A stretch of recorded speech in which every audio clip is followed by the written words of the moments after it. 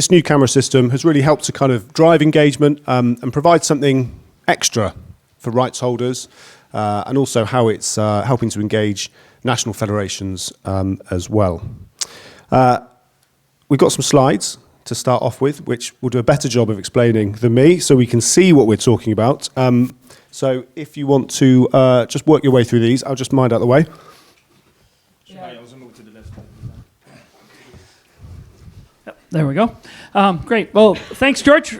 Pleasure to be with you all today. And you know, I think one of the things about biathlon when I speak with directors like Mickey Kugler is that it's one of the hardest sports to produce and direct because there's so much consequential action happening at the same time.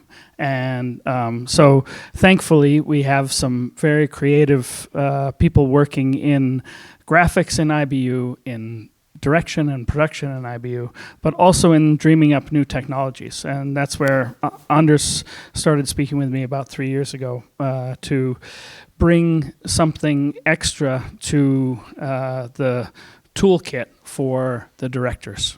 And Anders, maybe you can take it from there. Thank you, Max, and thank you for inviting us today. And it's a pleasure to be here speaking about this. Maybe I'm a little bit nervous sitting here, but it's not as nervous as I was before the first competition this year when we launched the product in Finland for the full season. Then I was very, very nervous when the athletes entered the shooting range for the first time and we see the data going out there. And I remember Mickey calling me 1 hour before to see if the signal was there and so on, and you got it, and we adjusted it, so WRF was happy as well. No, it has been a great journey, and yes, after the competition as well, yeah. That was very much appreciated, Mickey. No, it has been a great pleasure, and it's all based on what Max was starting to say, that it's a really complex thing to produce. And it has been even more complex with the investments done by IBU to have a more wider nationalities that can fight about the podiums. So you're making our lives harder, and that you do with the investment from the right holders. So it's always in one circle and one ecosystem. And to 20 years ago, when I started to be a producer in biathlon, you could maybe pick, correct me if I'm wrong, Mickey, but 9 athletes, and then you had the podium athletes that could compete about the podium. Today you need to pick maybe 40 athletes to pick the top 5 athletes that will compete. So it's much, much harder, and you cannot squeeze in more athletes at the shooting range and so on. And to do 100% perfect production, it happens, but it's not always. So then you need an extra tool to provide this content to the different nation and the broadcasters. Okay, you want to click? Maybe we start a little bit with the facilities then that we have created. It's a system fully built by us and created from scratch, you can say. So in this picture to the left, you see the athlete shooting, and you see the camera and the tripod behind. To cover the full shooting range, we have 10 cameras to cover 30 lanes that you see here. We have created white coverage to the cameras that is made by us. We have also white legs, tripods if it's necessary, but those cannot be as high as these ones. So it varies between the shooting ranges. So from these 10 cameras, we cover 30 lanes, and we do that by stitching in 6K cameras. So we have actually 30 outputs from this shooting range. And that is all connected to this van. It's not the nicest pictures that you've seen, but that's the working environment for the technician on site. We have one technician on site, rigging and dismantling the system, taking care of the system, and also shading the cameras, controlling all the physical equipment on site. And then we have one network and software developer at home looking out for the SRT servers, the capacity, and so on. Because in this system, we are creating around 1,000 to 1,500 video clips per competition. We are distributing 15 live signals through SRT and SDI to 15 different IBU broadcasters.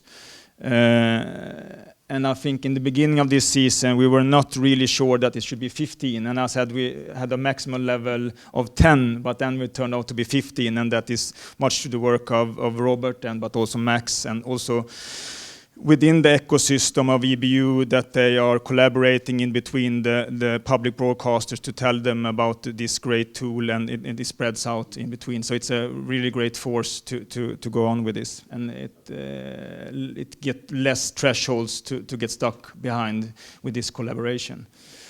This is the multi-view that you see.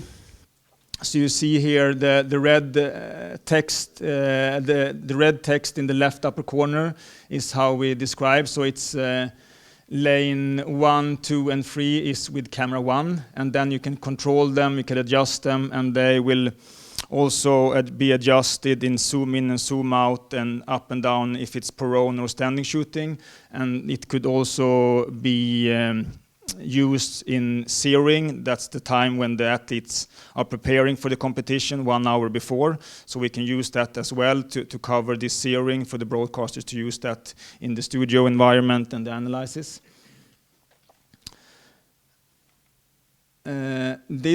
So we create clips. We create clips, dirty clips, and create clean clips. We create 2 dirty clips, and that's one 9x16, and we create 1 clip that is 16x9.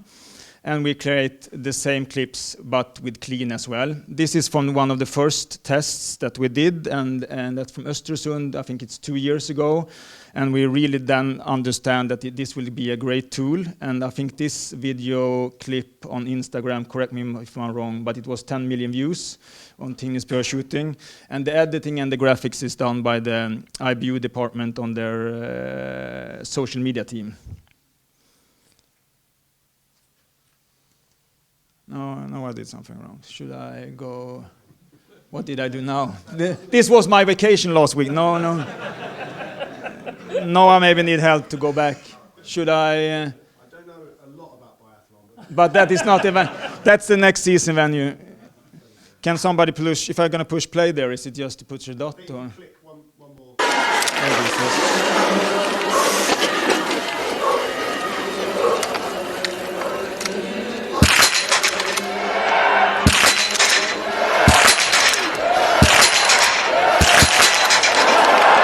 So what we have done now, it's a really quick shoot, what we have done now with that, we have to add graphics to this one as well, and then that graphics is made within the 9x16, and then we have the other graphics that is the normal 16x9. So during a mass start event, when it comes 30 athletes to the first shooting, we are creating 120 clips within 10 seconds, and then it's half of them is dirty and half of them is clean. So it's very much happening at the same time in the ecosystem that we have built. It's also used, this is from a clip that I got the other day from L'Equipe, a partner to IBU, that is broadcasting the biathlon events in France. And they use it for analysis. I have also seen that at SVT home in Sweden that use it for analysis after the show in the studio performances. So this is a clip from the editor there that he sent to me that they were really happy about the tool and that they use it this time to do the analysis of Justine Bressas from her shooting at the current competition. This video that we will see here, this is the host broadcast program from Lenzerheide, and then when I click on play, and then you will see how TV Poland is using the system in combination with the host feed.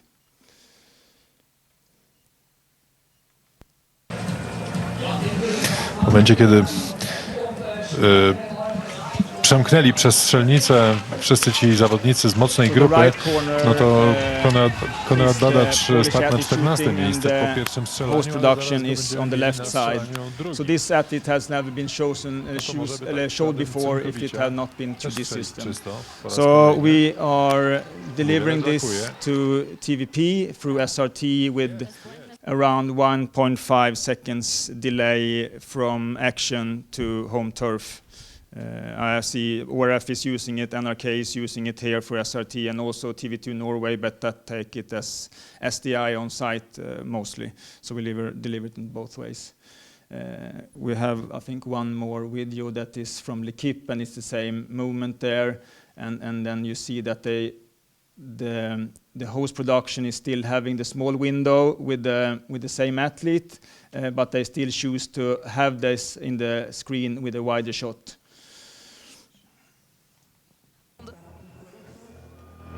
Pour faire reculer Franziska Preuss et donc permettre à Lou de creuser l'écart, en tout cas d'essayer de le réduire au classement. J'ai une seule erreur pour l'instant sur le tir.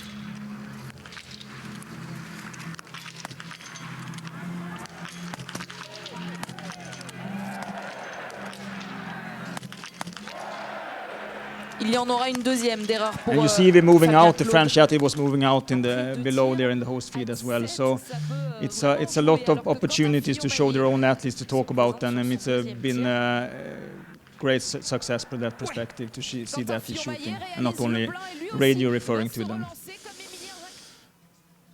No, I think it's a lot of the same. So. And of course, it's important. The greater nations that has a lot of good athletes. For example, the country that we are in now, it's maybe seen a lot, but I think still you use it. But for minor countries like Sweden and so on, that has not always good athletes, it's a very good tool to have this, to be able to see your own athletes. And of course, the product, the sport can never be bigger than your local stars, I think. So that has been a great asset. So we've seen what it is and how it works, how it's come into being. Max, can you, if we rewind slightly, why? It's the first question, I guess. Why roll something like this? Why roll something like this out? And also, what impact has it had? So, if you can give us some of the sort of feedback, anything to do with kind of viewing figures, what impact has it really had from a broadcaster perspective? Yeah, thanks, George. And as I said, it's been a long time in development. So it was really 3 seasons ago when we first started speaking about this project. And one of the things we recognized immediately was that there were going to be some considerable costs involved. But as we further developed it, we realized that there was an opportunity to combine this to really help our broadcasters, especially in the countries, as Anders said, that don't always appear in the world feed because their athletes aren't so strong, which is our biggest growth opportunities, really, to help those countries produce a richer and more national-centric feed. But not only would it do that, it would also feed our content hub. And so when we realized it could do both of those things and give every athlete and every national federation a video clip of their athlete performing in every single moment. And we never know exactly when that most emotional moment is going to come for an athlete, especially in biathlon, where they have that perfect day, and we don't always get the world feed to capture it. But with this system, it's always captured. The clip is always generated, whether it's used live or it goes into the hub. So when we realized we could put those things together, then we started working really closely with Robert and with the team at IBU to find a way to put our money on the table and bring it to reality. And so now we're in the first year of a 3-year agreement, but I think it's something we want to bring forward. And there were some numbers associated with growth outside some of the core markets as well. So I think 15% in France, 12.5% in Poland and 40% in Switzerland. How much of that would you attribute to what we've just seen? Well, look, I think the first driver for those kinds of numbers is the performance of the athletes, but that's very closely related to storytelling. And those figures which you quoted are looking at the first 6 World Cups of last season versus the first 6 World Cups of this season, and what was the top viewership during those times. Yeah. And so it's the difference between the best day in the first 6 World Cups last season versus this season.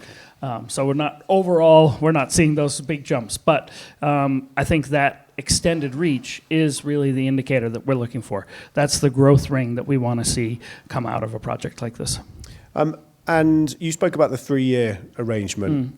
Are you able to tell us about the commercial model for this as well? Because I understand this is rolled out free for rights holders at the moment. Yep. What's the plan over the next few years for that? So we recognize the immense pressure that the rights holders are under, and Robert and I had deep discussions about how to get the rights holders to embrace this project. And so, the first thing we did was to speak with them about, hey, wouldn't you be willing to invest in this project and help us launch it? And the answer was no.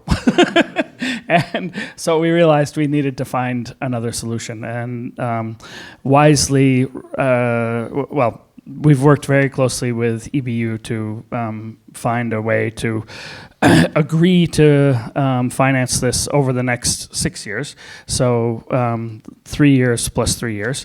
But in the first year, we had ambitions to at least collect sort of the delivery cost or recover the delivery costs. But we realized quickly that even that was going to be too much.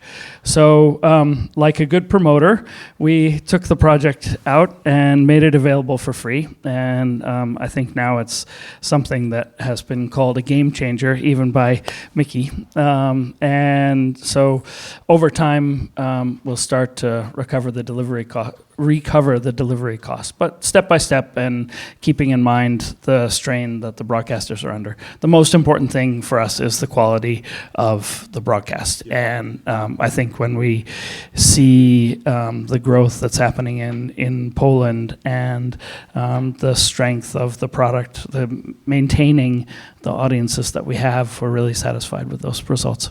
And we've got a couple of minutes left. So can you just give us an idea of how range camera will evolve? But also, I guess related to that is the concept of lane 31 as well, and how I guess range camera has already evolved. Yeah. So I like to brainstorm with these guys because they're very clever at figuring things out. And one of the brainstorms we had at World Cup 3 in Le Grand Bornand was, wouldn't it be possible to use the same technology to provide a mixed zone interview opportunity for the broadcasters who are nearly never on site? And so we are cognizant of the fact that we want to do this in a better than nothing level, but it's always going to be better when ORF sends their own people to interview the athletes in the mix zone. And we never want to discourage that investment from our broadcasters, because that's key to telling the best story. But what we saw when we tested it in Antolz was that right away there were broadcasters off-site who said, that really is another level of game changing. So we use the same technology, set up a station in the mix zone, and allow the broadcasters to send a WhatsApp message, hey, please ask Jakafak about his race today. And then the questions are asked in English, but the athlete responds in their native language. So just another layer, I guess, and another offering for all of those rights holders as well. Right, and again, it's live, right? Yeah. So that's the great thing, is it's integrated right into the program, and Anders and his team came up with a perfect countdown system, so they know when it's coming and are able to take it. So I think that's something we'll probably look to have at all the World Cups next year, and we called it Lane 31 because it's 30 lanes on the range, and then the final check-in is in the mix zone. Excellent. Well, look, sorry, go on, Robert. Can you say a couple of words about the Biathlon Content Hub, because that's the base for all this? Yeah, sure. I kind of referred to it, but so I guess it's 3 seasons ago, we worked together with EBU, again in partnership, sharing the cost to create the Content Hub, which is a AI-driven, cloud-based hub that every time an athlete appears in the world feed, it's identified by AI, a clip is made, and that's within seconds thrown into the hub. So there's near live usage by National Federation with some restrictions, by athletes, and by the broadcasters. And all those clips are developed, and we've worked hard to create, and Robert alluded to it in his comments, but we've been hard to create a system that really allows the athletes to pull that content in easily to their phone. So this year we have an app that delivers it to their phone so they can easily make any final edits and post it on their social media. And we've seen nice use of that and growth. But thanks, Robert. Thank you. Great. Well, listen, we're going to have to leave it there, I'm afraid. We've got one more session left for the day. But please join me in thanking Anders and Max. Thank you.